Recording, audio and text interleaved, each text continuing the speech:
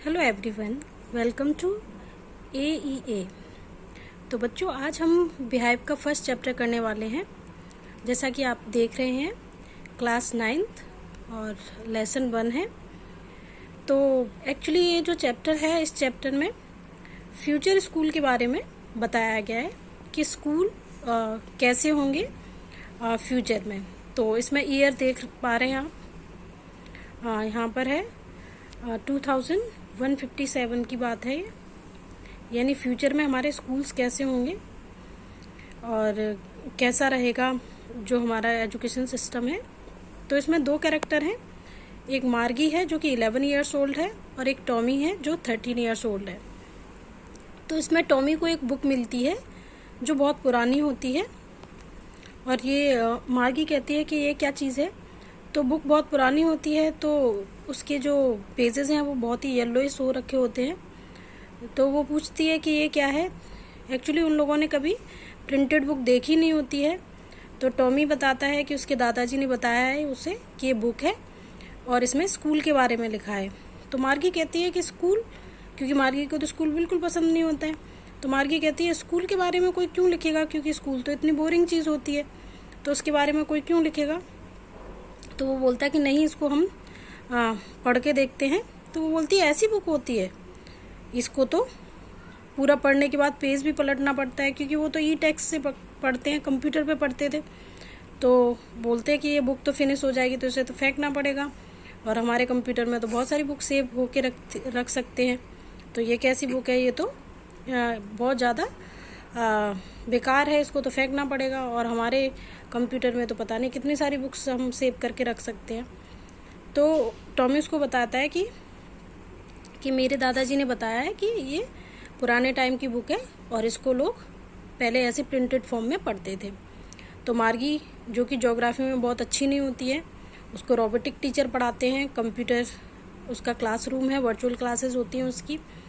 तो क्योंकि ज्योग्राफी में वो बहुत अच्छी नहीं हो रही, परफॉर्म अच्छा नहीं कर रही होती है, तो उसकी जो मदर है वो वहाँ पे जो कंट्री इंस्पेक्टर जो कंप्यूटर को ठीक करने के लिए वीकली आते हैं उनको बुलाती है, और वो देखता है कि कंप्यूटर में कुछ जो सॉफ्टवेयर है जो ज्योग्राफी का वो फॉरवर्ड हो रखा है, फास्ट हो रखा है। तो फिर वो मार्गी के अकॉर्डिंग उसको सेव कर देता है। तो मार्गी सोचती है कि कंप्यूटर ख़राब हो गया तो कुछ दिन तक उसको पढ़ना नहीं पड़ेगा, लेकिन वो 1 घंटे में सही करके उसे दे देता है।